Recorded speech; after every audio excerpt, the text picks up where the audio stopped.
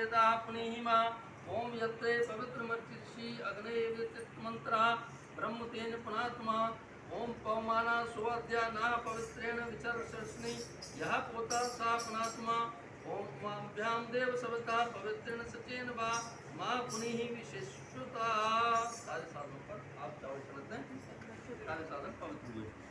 हाँ मिला और सबके ऊपर चावल चढ़ते है। दूसरी दो, मैं दूसरी जलाती हूँ। हाँ वही जाओ। ओम भद्रम कर्णेभिः शृणुयाम देवा भद्रम पश्येमाशभिर्जना स्त्रंगे तुष्टापं स्वस्तिभिः वसेमहि देवं यतं यदायुः।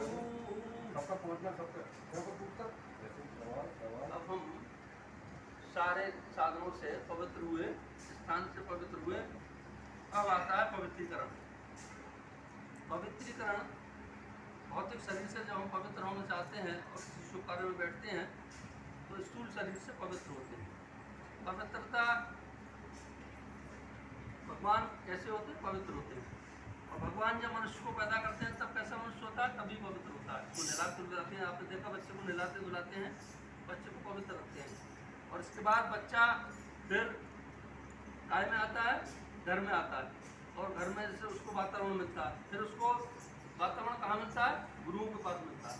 और फिर उसको वातावरण कहाँ मिलता है? समाज का वातावरण मिलता है। तो इस तरह से बच्चा जो है वो सीखते चला जाता है। तो हम जैसा हमारे अंदर ढांचा है उसी तरह से सीखते जाते हैं, वही संस्कार हमारे अंदर आते जाते हैं। वो पवित्रता की चीज़ें, भगवान पवित्र हैं, हम शुभ कार्य में बैठे हैं, इसलिए हम पवित्रता के लिए पवित्र की क्रिया करते हैं। बाएं हाथ को जल लेंगे और सीधे हाथ से सारे शरीर पर छिड़केंगे। सामूहिक भी करेंगे, सामूहिक भी कर लें, सभी को छिड़क दें। ओम पवित्र पवित्रो वा सर्वावस्थांगतो विवाहाय स्मरेत पुंडरीकाक्षं समायाम्यन्तरा शुचि। ओम पुनात् पुंडरीकाक्षः पुनात् पुंडरीकाक्षः पुनातु। सारे शरीर से हम पवित्र हुए और युग जैसे यज्ञ जैसे शुभ कार्य में बैठने के लिए हम पवित्र हुए। अब आता है आचमन। आचमन हम तीन चीज का करते हैं, काय का? वाणी का। वाणी एक ऐसी चीज है, वाणी मुंह से बोली जाती है। और मुंह कैसा दिया है? धनुष की आकृति का दिया है। धनुष से जैसे हम तीर छोड़ते हैं तो वो तीर निकलने के बाद दोबारा नहीं आता। इसी तरह से जो कुछ हम वाणी से बोलते हैं दोबारा कुछ नहीं आता। आप जितने भी शुभ कर्म अशुभ कर्म होते हैं वो सब हमारे ब्रह्मांड में व्याप्त रहते हैं। हमारी वाणी भी क्या करती है? मुंह से निकलती है और सारे ब्रह्मांड में टकराती है और फिर हमारे अंदर आती है।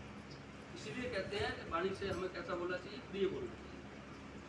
आपको जानकर आश्चर्य होगा, हमारे जो साइंटिस्ट हैं वो आजकल इसी खोज में लगे हुए हैं जो महाभारत और रामायण के काल में जो कुछ बोला गया था उसको हम संकलित कर लें, इकट्ठा कर लें। वायुमंडल में सब फैला हुआ है, इस तरह से लगे हुए हैं। एक साइड तो जो कुछ हम बोलते हैं वो हमारे ही मस्तिष्क से टकराता है।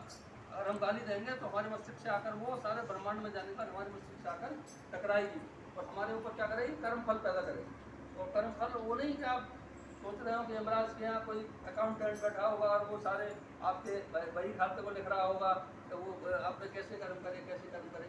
ऐसा इतना बड़ा असंभव यूँ है कि आप समझो कितनी आबादी है हमारे, कितनी 1.5 अरब की आबादी हो गई और इतने लोगों का क्या कोई इतने अकाउंटेंट थोड़ी बैठे हैं उसके यहाँ लिखने के लिए, युवराज के यहाँ। लेकिन एक कल्पना की गई, एक अलंकृत भाषा है, वहाँ हम जाते हैं, कर्म हमारे लिखे रहते हैं। हमारे कर्म कहाँ लिखे रहते हैं? हमारे कर्म लिखे रहते हैं मस्तिष्क पर। जैसा हम जो कुछ बोलते हैं, जैसा हम कुछ करते हैं वो सब मस्तिष्क की रेखा आपको बता देती है। आपने देखा है कि बहुत से जो ज्योतिषी होते हैं वो माथे का देखकर सवाल बता देते हैं। उसका कारण यही है, जो कुछ हम जैसा भी करते हैं, जो भी आचरण करते हैं वो सब हमारे मस्तिष्क पर एक टेप होता रहता है। और हमारे अंदर मस्तिष्क के अंदर एक ऐसी कैसेट है कि आपको मतलब आप समझिए उसको क्या बताएं, कितने करोड़ की होगी उसकी कोई कीमत नहीं है।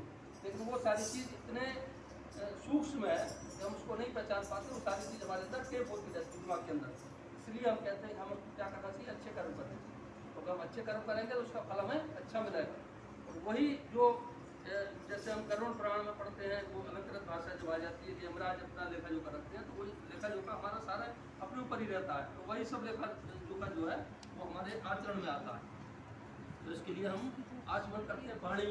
इसी तरह से मन है, सब साधे मन सदे, सब साधे। अगर मन को आपने साध लिया, सबको साध लिया। मन से ज़्यादा तीव्र गति का कोई चीज़ नहीं।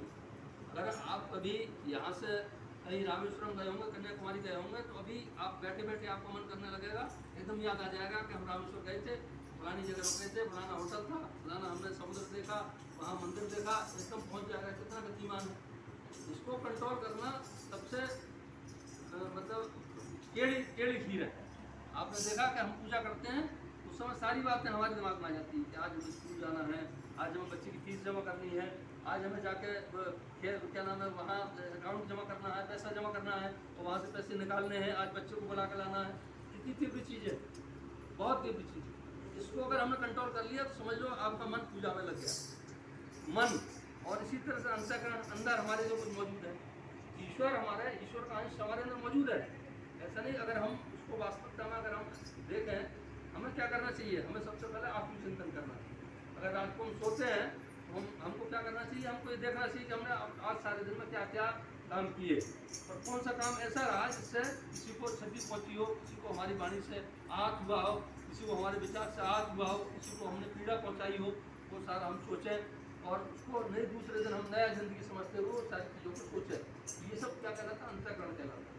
हम अपने से बात नहीं करते, हम मंदिर में जाते हैं, हम घंटा भी बजाते हैं, हम भगवान के दर्शन भी करते हैं और हम क्या बतासे भी चढ़ाते हैं और सारी फूल और फल सब कुछ चढ़ाते हैं, पर हम अपने आप से बात नहीं करते, क्योंकि ईश्वर हमारे अंदर कहाँ है? ईश्वर कहाँ है? हमारे अंदर बैठा हुआ है।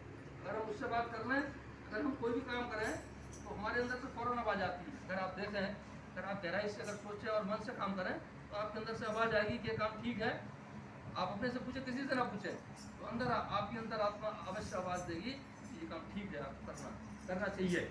और अगर यदि कोई गलती होती है तो भी अंतर आत्मा से आवाज़ आती है कि नहीं, हम गलत कर रहे हैं। वो बात अलग है कि हम अनसुनी कर दें और ना उसको ध्यान दें, लेकिन हमारी अंतर आत्मा बिल्कुल बताती है। तो हम ये इन तीनों चीज़ों की शुद्धि के लिए क्या करते हैं? आचमन करते हैं। सीधे हाथ में जल लेंगे और 3 बार उसको ग्रहण करेंगे, थोड़ा सा जल लेकर हाथ धो लेंगे। ओम अमृतो वस्तनमसि स्वाहा पीले, ओम अमृता प्रधानमसि स्वाहा पीले, ओम सत्यम शास्त्रिणी शीतम स्वाहा पीले। भैया आप भी आगे आ जाओ, आ जाओ इधर, इधर आ जाओ, इधर है वहाँ से भैया का कैसे? भैया का हाँ हाँ हाँ, ये भाभी के साथ बैठ जाएंगे इधर। अब आता है शिखाबंधन। बैठा लो, शिखाबंधन इधर आ जाओ भैया, इधर आ जाओ, यहाँ आओ, अरे यहाँ आओ। आप जितनी देर हम मंत्र उतनी देर बोले ना, बस सबसे हमारे अंदर यही बस हमारे अंदर तो हम सोचते हैं ना, वो सॉरी भैया, सब भूल जाते हैं क्या कहना है। ठीक है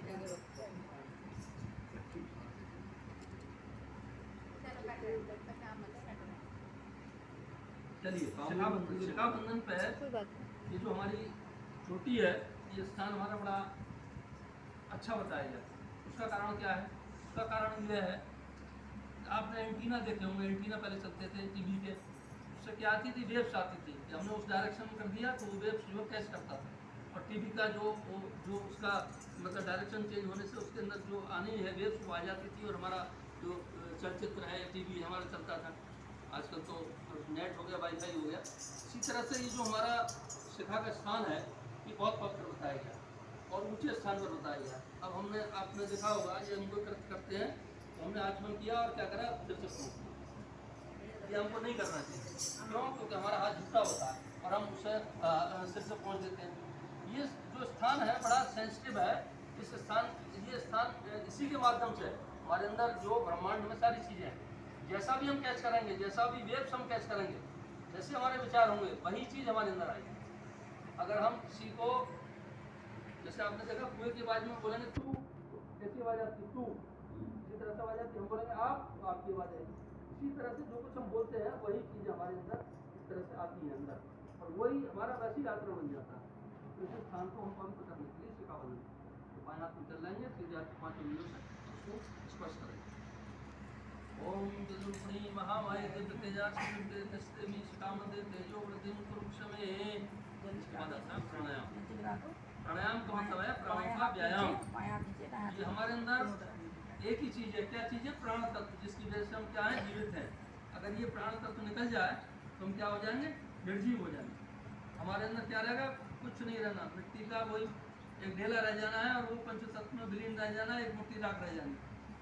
ये प्राणायाम है। प्राण तत्व है। इस प्राण को हम क्या करते हैं? इस प्राण को ही लेते हैं, इस ऑक्सीजन को लेते हैं, जिसकी वजह से हम जो है जिंदा है। ये प्राण तत्व हमारा मौजूद रहे, इसके लिए हम क्या करते हैं? कमर सीधी करके बैठते हैं। और ये प्राण तत्व हमारे काय से अंदर से आता है, ऊपर से आता है, रीढ़ की हड्डी के माध्यम से होते हुए हमारे जो चक्र बताए गए हैं उन पर आता है। तो हम कमर सीधी करके बैठेंगे और श्वास गहरी लेते हुए उस प्राण तत्व को लेने का मन बनाएंगे, और उसके बाद कुछ देर बिना श्वास को कुछ देर उसको निकालेंगे, धीरे धीरे निकालेंगे। निकालते समय भावना क्या करेंगे?